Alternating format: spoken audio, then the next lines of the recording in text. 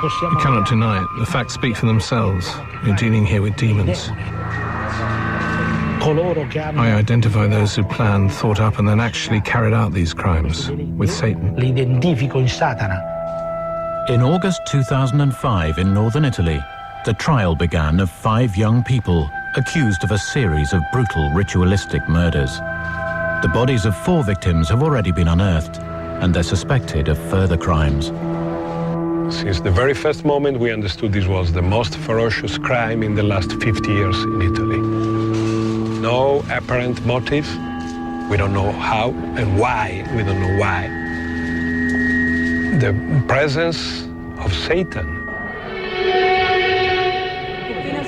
The parents of the victims have learned that their children had been drawn into a satanic sect. We have suffered. We have sunk into the abyss, into the depths of hell. And the parents have also had to accept that something as simple as the music their children listen to may have led them to their deaths. These are normal families. These are normal families. So this thing could happen to anybody.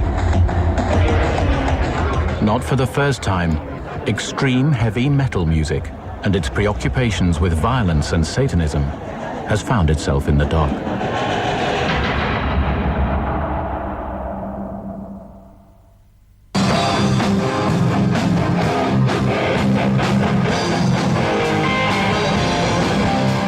Infliction are a well-known band on the Milan metal scene. They've been recording and gigging for nearly 10 years, playing a type of heavy metal music called death metal. Like many bands, they got together when they were teenagers. Back in 1996, they were looking for a bass player.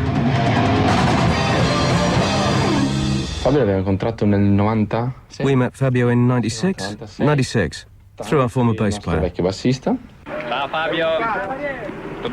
He seemed to be the right kind of person for us. So we said, hey, come and gig with us. 14-year-old Fabio Tollis soon became the lead singer of Infliction, as well as the bassist. And like most parents, Fabio's father, Michele, was not sure quite how to react. To be honest, it was just noise to me. I wouldn't let them practice here at home, so they used to practice in the garage or in the basement. Anyway, I have to say that they were good. In their crowd, some of the young girls got really worked up about it, shouting, Fabio.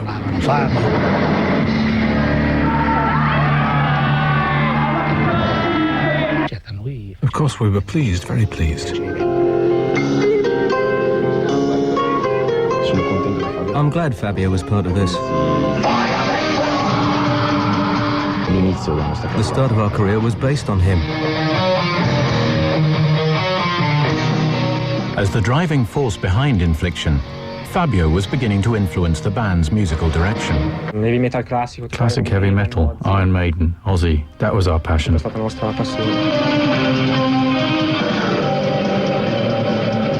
With Fabio, our music was a bit more brutal.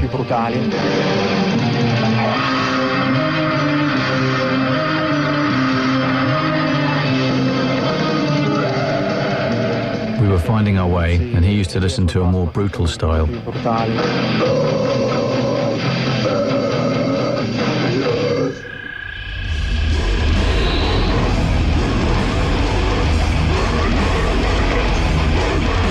Fabio's biggest musical influence was Florida death metal band Deicide.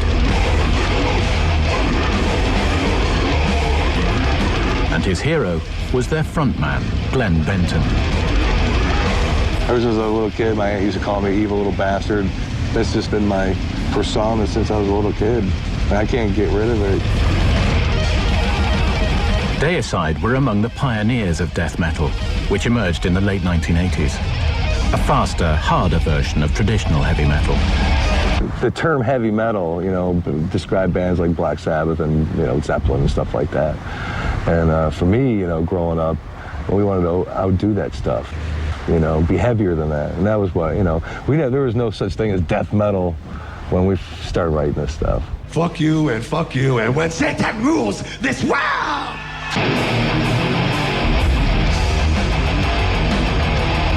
As well as Deicide, bands like Cannibal Corpse, Morbid Angel, and Autopsy pushed heavy metal to new extremes. Their lyrics often dealt with demons, sexual violence, mutilation, and necrophilia. Deicide specialized in the occult. Glen Benton is a self-professed Satanist, to the point of having an upside-down cross branded into his forehead. I'm not going to deny what I am. You know, people want me to deny, oh, hey, I believe in what I believe in, okay? If Satan came down right now and God was in there, you know, it's like God's over here and Satan's over here, I can tell you right now, I want to go where all my friends are going. And they ain't going with this guy. One song in particular has become Deicide's trademark anthem. I want to dedicate this one to all your moms and dads and great-grandmams and all that shit. It's called Kill the Christians.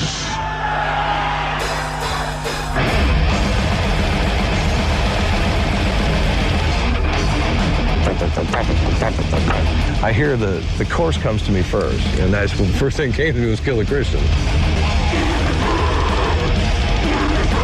Not surprisingly, Kill the Christians didn't play well in Middle America. Over the years, Deicide have been accused of inciting teenagers to commit violence. Do I want people to go out and kill Christians on my behalf? No. No. Hate them, yes. Kill them when the time is right.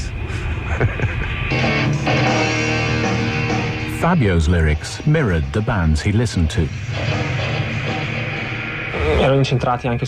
His lyrics were about the occult, but also about dreams. It was all just for effect, not something to be taken seriously. Rebellion, you know? It's all about rebellion for kids. I like the fact that it pissed my mom and dad off, the music I listened to. I remember my dad coming home from work one day, and I was listening to the SOD album. I was like 16, 17 years, I was like 17 years old. And the song Pussy Whipped was on. And the chorus goes, pussy whipped, don't you know you're pussy whipped? And I remember my dad coming home, what the fuck is this pussy whip shit? Turn it off, turn it off. And I think a lot of it is the same thing, you know? You know, when mom and dads come home from work and they got me in the room going, kill the Christians, and all the other shit, you know, it pisses moms and dads off. And kids like to rebel. For Fabio Tollis, like any teenager, rebellion meant increasingly staying out late and drinking with his friends. At 13 or 14, he was still a child and stayed at home in the evenings. After he started with this music, we were more or less obliged to let him have a bit more freedom. He started going out on Saturdays to his usual places, like the Midnight Pub. The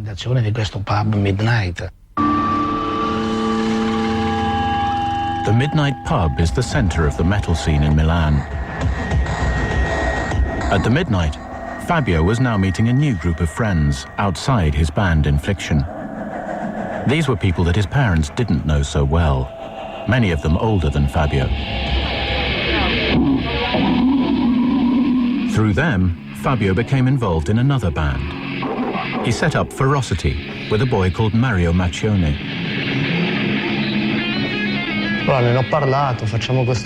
We said, let's form a band in the style of Deicide, an American death metal band. He went for it at once.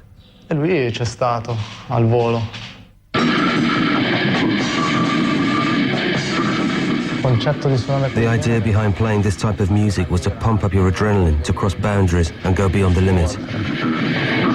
For Ferocity, crossing boundaries increasingly meant experimenting with the occult. Fabio was very attracted to the idea of Satanism, which metal music was about. He was fascinated by these things. Some of Fabio's behavior began to give his parents cause for concern. My wife happened to be in the bathroom when Fabio was taking a shower, and she noticed some marks on his shoulder. They were clearly left by human teeth, and there were also cigarette burns on his arm.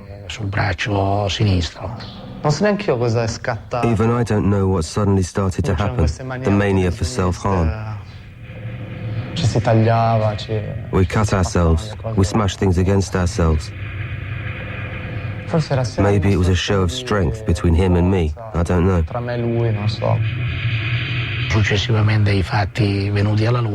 With hindsight, we know that what he told us wasn't true. He said there'd been a fight, and we completely believed him at the time. On Saturday the 17th of January 1998, Fabio went to the midnight pub as usual. He was 16 years old, and for the first time he phoned home saying he wanted to stay out for the night with a girl he knew called Chiara Marino. His father was having none of it. I said, get on the underground the same time as usual and come home, no messing around. Okay, Dad, I understand. Worried by the tone of Fabio's voice, Michele drove into Milan to fetch his son. Of course, when I got there, they weren't there.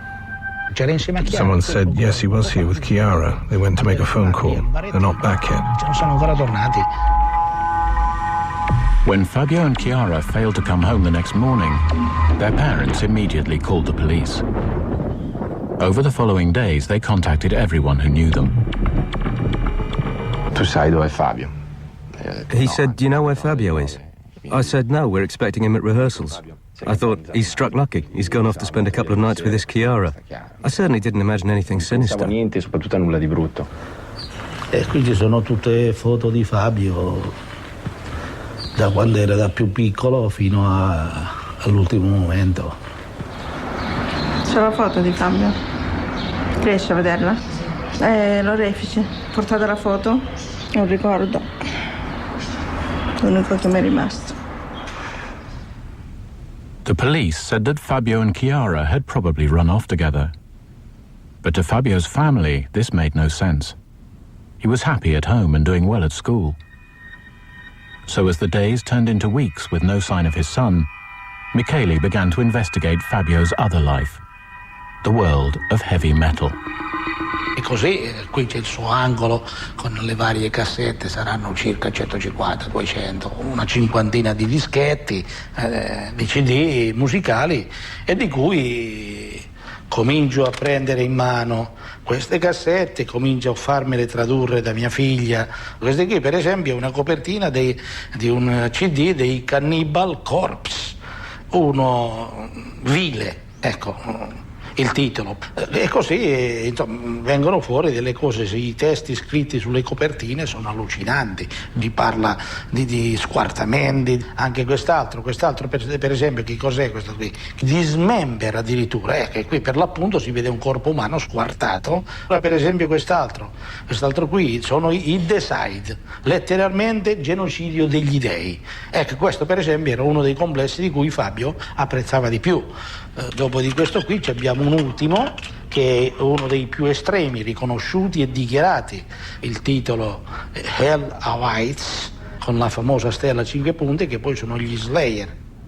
Michele began a journey of discovery that was to take him to heavy metal concerts across Europe.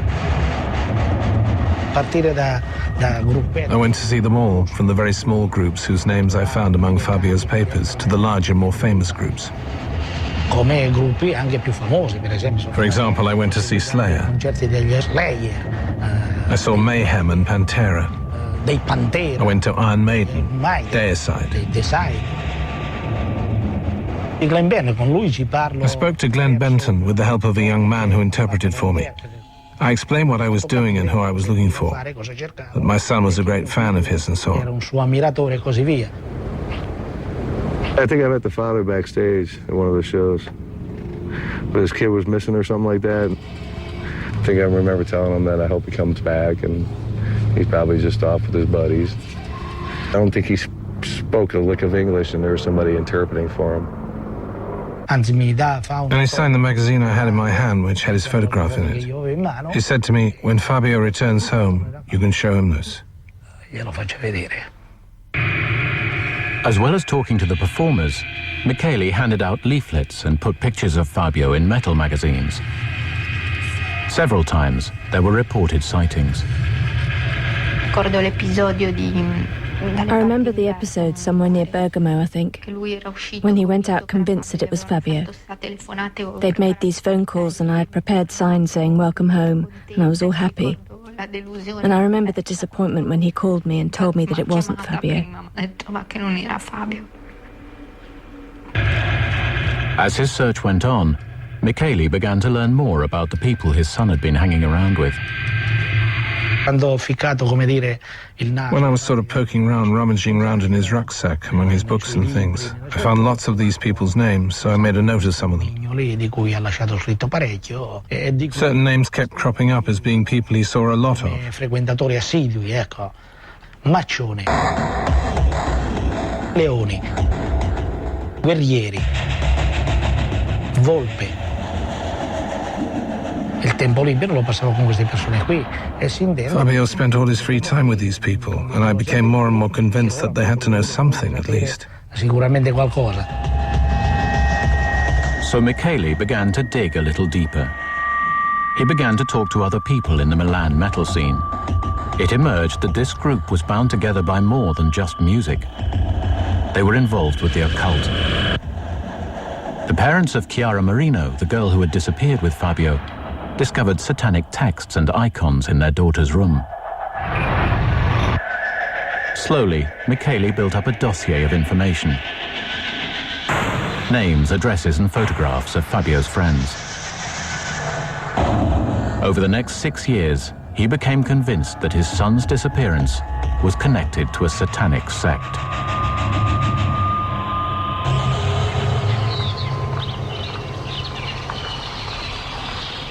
On the 25th of January 2004, police were called to a chalet in a village outside Milan.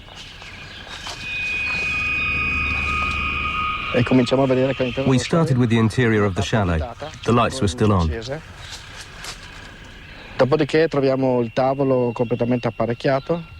table was still laid with 2 plates untouched and 3 glasses of sparkling wine half drunk. Something odd had happened here. In the greenhouse, we saw hands jutting out of the earth, some tufts of hair.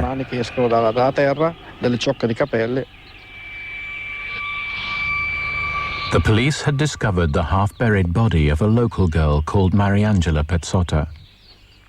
An autopsy revealed she had been shot, then buried while still alive.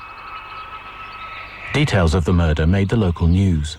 I heard the news that a girl from somewhere Lombardo had been murdered. It wasn't so much the news item itself as the name, Andrea Volpe. Andrea Volpe.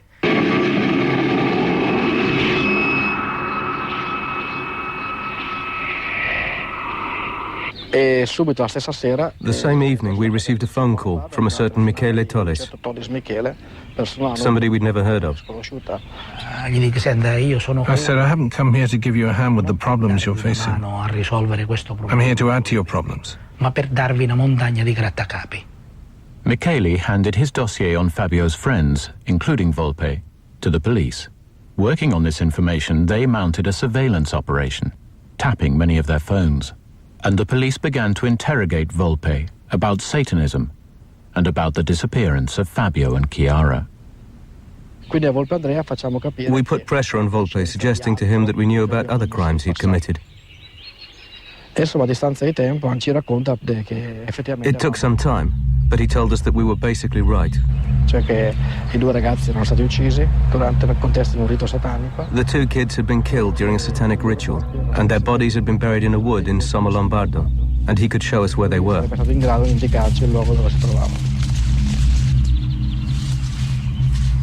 For 15 days, police and forensic teams scoured the area, as Volpe tried to remember where the bodies were hidden.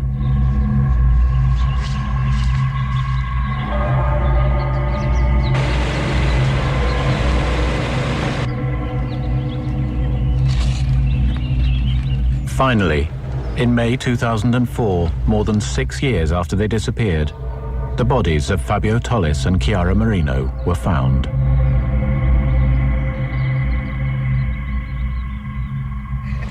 e scarica la bomba. It was a bombshell. Apocalisse. The end of the world.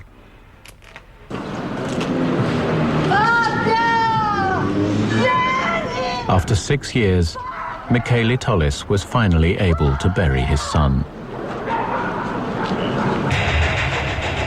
Police began to round up Fabio's friends. And Andrea Volpe began to reveal details of a strange satanic cult. This had gone way beyond listening to death metal music. La testimonianza del Volpe è stata agghiacciante. Volpe's revelations were quite chilling. The first thing he said was that this sect existed and that it was called the Beasts of Satan. Bestie di Satana.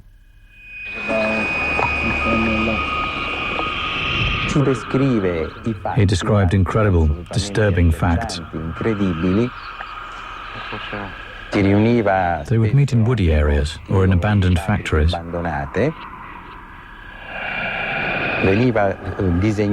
would draw the pentacle, the five-pointed star. The leaders of the sect would each stand on a point of the star. They would have a picture of the person to be cursed. They would drip blood on it, and then they would invoke Satan and curse that person. Other members of the Beasts of Satan sect also began to talk to the police. Fabio's friend Mario had been the group's spiritual link to the forces of darkness.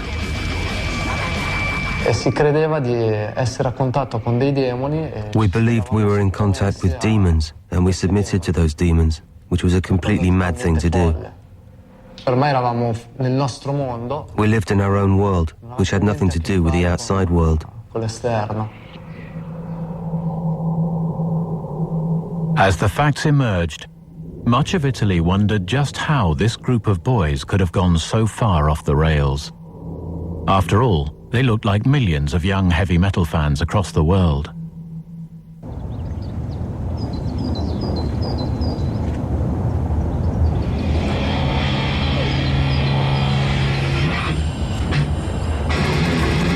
Italy is not the only country to have questioned the effects of extreme heavy metal on its kids. In Norway, just like everywhere else, boys fall in love with playing the guitar, fast and furious. Adrian is 13 and has already been playing the electric guitar for 2 years. If I play some love songs and all that shit, you don't learn so much on the guitar, I think. But if you play this music, you can do everything. And here too, parents have to learn how to deal with more than just the noise. He started with the upside down cross, and he had that pentagram, and he had those needles, spikes. And he wanted black clothes, only black. It was a big change in his life.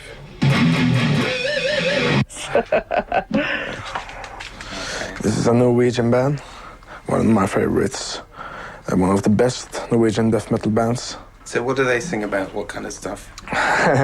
Gore and, eating people, kill people, all things like that. But what's all this imagery on the front? I think it's blood.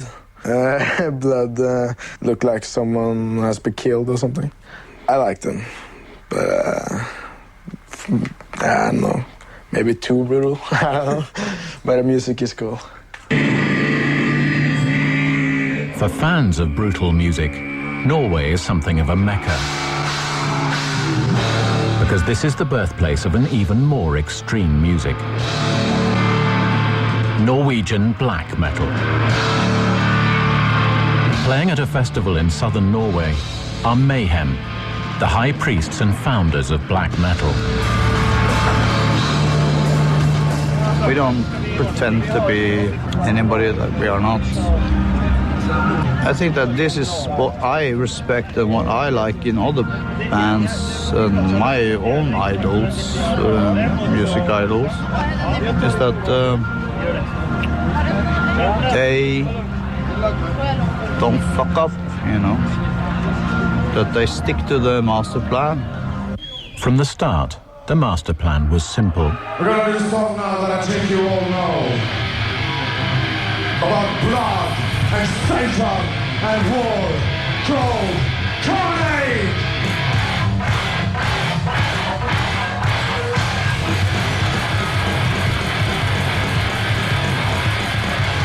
By the early 90s, the Norwegians decided that death metal was too soft and too commercial. For black metal musicians, the Satanism and the violence were to become part of the lifestyle. One of Mayhem's early singers, aptly named Dead, blew his brains out with a shotgun. Another Mayhem recruit was equally disastrous. Varg Vikernes, also known as Count Grisnacht, played bass on one early album. His career was curtailed when he murdered the band's lead guitarist in a frenzied knife attack. The killings made Mayhem notorious across Norway, and the legend of black metal was born. 13 years later, there are no signs of compromise. The pickets, I hate the pickets, you know, because like now, today's really hot. We got them, 10 of them in plastic bags, and they start rotting and smelling.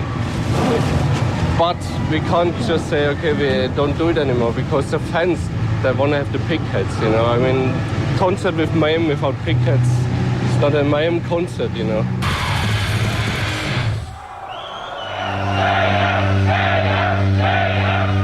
Mayhem fans have always taken their music very seriously. Some might say, too seriously. The lyrics of black metal have always been, amongst other things, violently anti-Christian. For almost 100 years, Holmenkollen Chapel had been one of Oslo's most famous landmarks. It was a very nice and old chapel. It was a chapel royal family used. I think it was a chapel which meant a lot to many of the people in Oslo. On the 24th of August 1992, a young man walked into Holmenkollen Chapel to deliver a blow to conservative Christian Norway. It was the culmination of a spate of unexplained church fires. Before 1992, there were just one church burning each year, mostly because of lightning. In 1992, we had 9 churches which burned, and then we realized it was a problem. Norwegian police soon found out that black metal musicians were behind the arsons.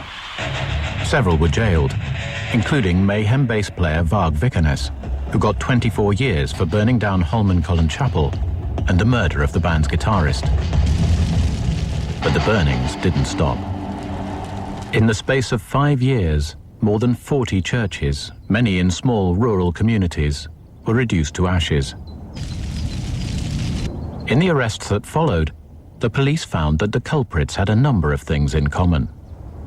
They were young, 16 to 22, 23. They were lonely people.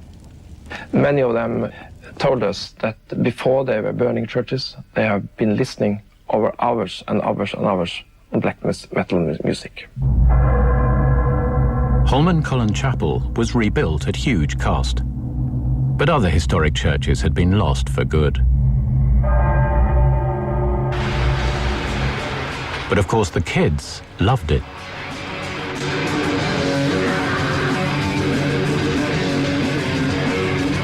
This means kill Christianity. It had been much trouble with these T-shirts. Yeah, in Norway? Yeah, people don't like that kind of stuff, you know, Norwegian people. I think that is a reason for the black metal scene are very big in Norway.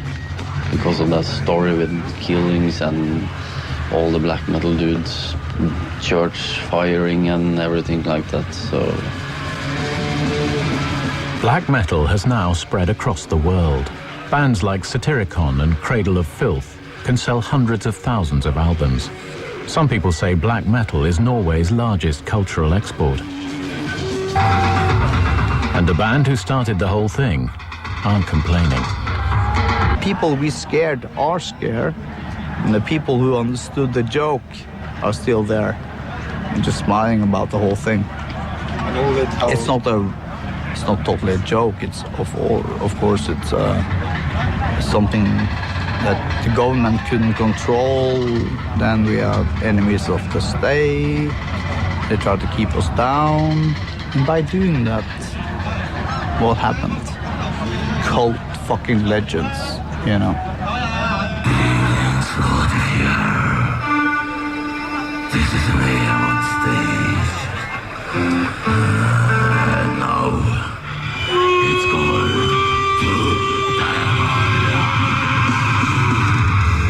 to Mayhem are now playing to a new generation of fans who've grown up on the legend. They're great! The band see no problem with the violence of their music. In fact, they think it serves a social purpose. We are like what do you call that?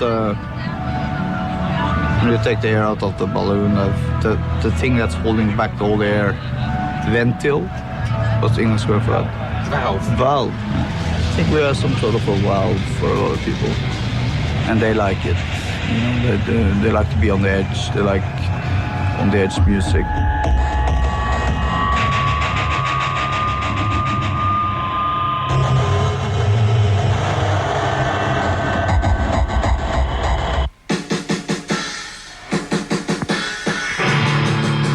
Like many young metal fans, Adrian plays in his own band. He's the lead singer and writes some of the lyrics. We called Tearing Carnage. It's death metal, you know, like cutting people and all stuff like that. But it's black death metal.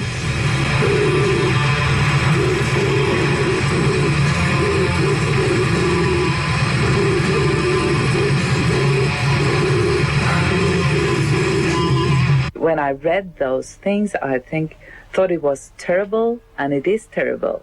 What he's writing is the pictures that he draws is terrible, but it is so far from reality, very far from reality. You don't take this seriously? No, it's all fantasy. It's just like a movie. It's like living in a fantasy. That assures me that he's not going to be like that. It's not easy to become like that.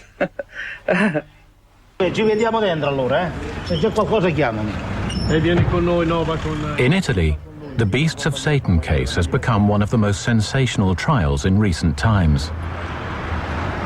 7 years after his son's death, Michele Tollis is coming to the end of his search for justice. Many of the suspicions he harbored while his son was missing have been proved right. The people with Fabio on the night he died had been the boys from his death metal band Ferocity: Nicola Sapone, Andrea Volpe, and his boyhood friend, Mario Macchione. The plan that evening was to go and carry out another of our usual tests of courage, but intended metaphorically, like something which involved a sacrifice to the devil. You had to risk your life.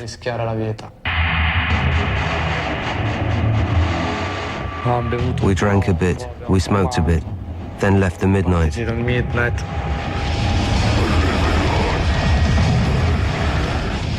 On the journey, we listened to Deicide, I think.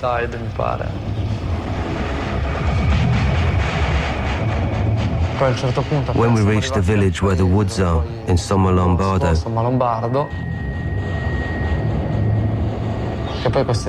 these drugs confuse you. They distort your memory. I have absolutely no memory of how things went. Mario Macchione has changed his story of what happened that night several times. From other testimony and evidence, police believe they have pieced together what really happened. Nicola ha preso Marino Chiara. Nicola Sapone held Chiara Marino from behind, stabbing her in the stomach. At the same time, Volpe began stabbing Fabio Tollis. And Mario Maccioni hit him with a hammer on the top of his skull. The two kids were then thrown into the hole.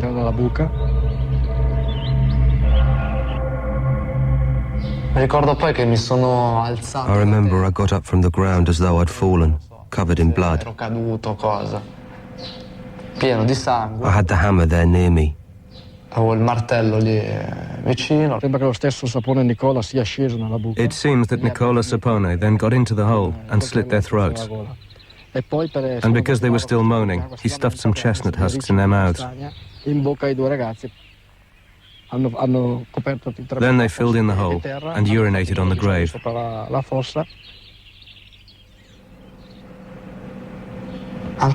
I still didn't believe it had all happened.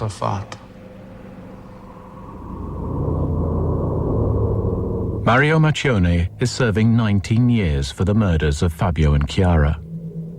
Andrea Volpe received a 30-year sentence. I don't have any feelings of revenge, bitterness or hatred. My greatest satisfaction, although I say that in inverted commas, because nothing will bring Fabio back to us. Nothing can take us back 8 years. My satisfaction lies in knowing that we've stopped them. Stopped them. In January 2006, 5 more members of the sect were convicted of murder and given long prison sentences. And the motives behind the crimes have finally emerged. Chiara was murdered as a ritual sacrifice to the devil.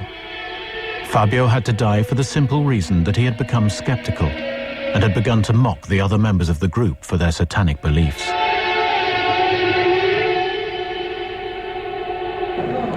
But the murders were not the only crimes to be linked to the beasts of Satan. Andrea Bontade was a drummer in another metal band. After he failed to turn up on the night of Fabio's murder, Volpe and others used psychological terror to pressure him into committing suicide. The story was really shocking, so to say. But this was only the first story. There was one who died in another car crash, very strange. There was another one who was found in the forest. Lombardo committed suicide in the cemetery of Legnano by setting himself on fire, also without any obvious plausible reason. All in all, we found something like 7 young people, and we are talking of a small town. 7 young people, 20 years, 25 years old, all of them linked by one thing, that all of them spent some months or some weeks with these people. The Beasts of Satan case has generated feverish speculation in Italy, not least about how much influence the heavy metal music may have had on the crimes.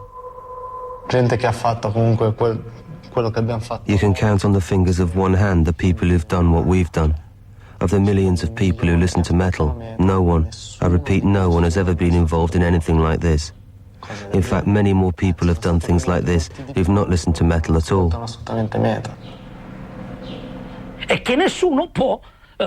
No one can contradict me when I say that heavy metal and Satanism are closely linked. They go hand in hand, they're inseparable, without a shadow of a doubt.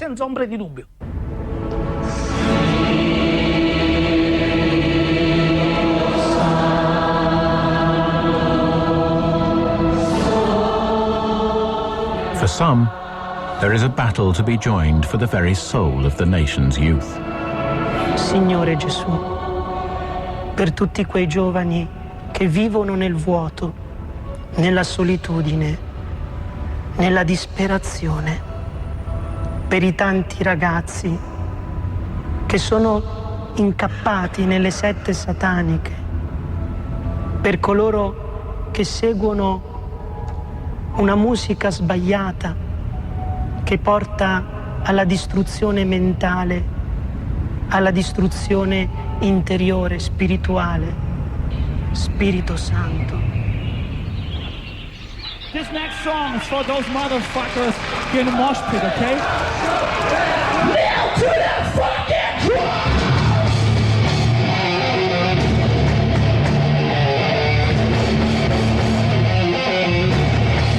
Just 10 miles from the scene of the Beasts of Satan murders, the annual heavy metal festival attracts bands from as far afield as Sweden and Germany.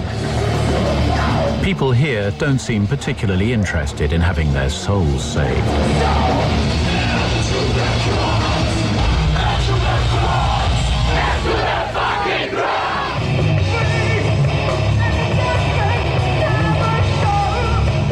Metal fans consider themselves to be one big family.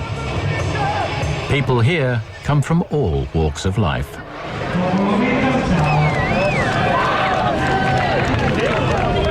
My intention in playing this music isn't so that I can mix with these kids in order to convert them. I go simply because I like the music. Hanno voglia di vivere bene e fan proprio nulla di nulla per fare che avvenga che questo sta. Friar Cesare has been a Capuchin monk for more than 30 years. His Catholic taste in music is not diminished by the anti-Christian imagery of many of the metal bands. L'apparato pseudo-luciferino. The pseudo-satanic, pseudo-demonic trappings in the metal scene are an affectation. It's posturing, which in most cases is just designed to shock. Al black metal e al death metal. In black metal and death metal, we are dealing with what the words themselves describe. Significano, cioè di dark messages of death and violence. Di morte, di violenza. Supported by many in the Catholic Church, Don Aldo has gone so far as to set up a hotline for parents worried about Satanism. And he has rescued youngsters from the clutches of heavy metal. Spirito Santo, entra nei loro cuori, nelle loro menti. Guariscili, come sei entrato nel cuore di un giovane che è qui presente, che un giorno ha avuto la forza, ha spezzato tutti i dischi, i CD, li ha gettati. E se la musica si fa And if music makes itself an instrument of nefarious deeds and death, di realtà, it should be stopped. Deve essere fermata. I don't think the kids who are into metal are so stupid as to take everything they say literally. And in any case, the metal scene is about the music.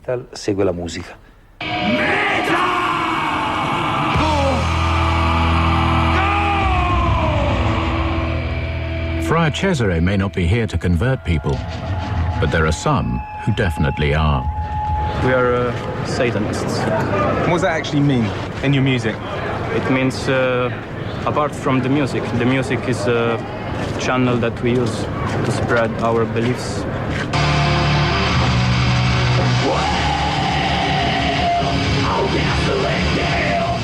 Dissection are a black metal band from Sweden.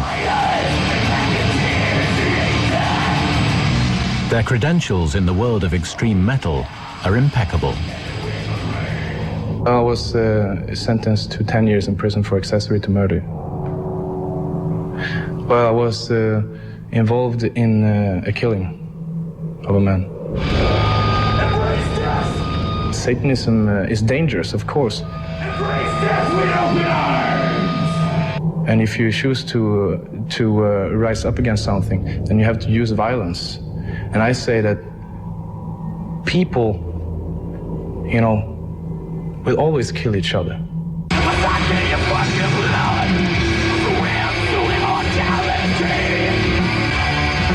Most bands are just playing with this Satanism thing, just because, of course, it always attracted kids. And what we're actually doing with this section is to shape again the black and death metal scene so that it becomes something more serious and not just bullshit for kids that just want to have fun and drink a beer, you know.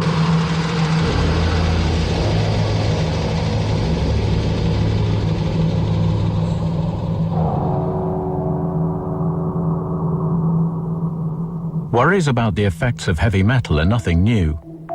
In the 1980s, people claimed to have found hidden messages in Ozzy Osbourne's lyrics.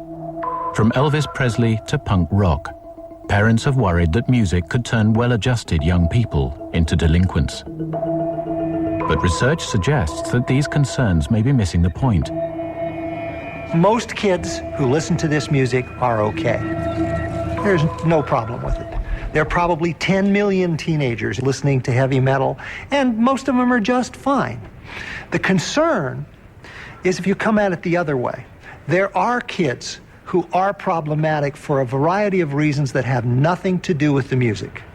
They're alienated from their families, they're alienated from school, they're experiencing depression, possibly all of these things, and now suddenly they are listening to the kind of music, the sound of which and the lyrics of which are violent. The lyrics are misogynist, the lyrics are depressed and depressing, the lyrics are satanic, they talk about suicide, they talk about self-mutilation, the very kinds of things we're worried that these problem kids will get engaged in. What the music may well be doing is simply reinforcing beliefs that they might have started with in the first place. Music fashions come and go, but for 30 years heavy metal has endured, becoming ever more extreme. We don't play rock and roll, we don't play synth, we just play black metal. End of fucking story. Norwegian black metalers Mayhem are currently recording their 18th album, though they may have other career opportunities. That's what we're going to do, just sell, photographed pig heads. And as long as extreme metal music continues, parents will face the decision of what to do about it. And you have to go along with them, I think. I think it is very important to not to just deny it or say that you're not supposed to do that and this, but to find out what it is, how this is, what is he thinking, and why is he fascinated? What is it with this music? My kid listens to this music. He has no desire to go out and rob anybody or kill anybody, okay? I say don't blame people like me, Manson, and people that do what we do. We never, come on, we never said, hey, we're gonna be role models for your kids. That ain't what this is about. It's about entertainment, and even some of the biggest assholes in the world are great entertainers,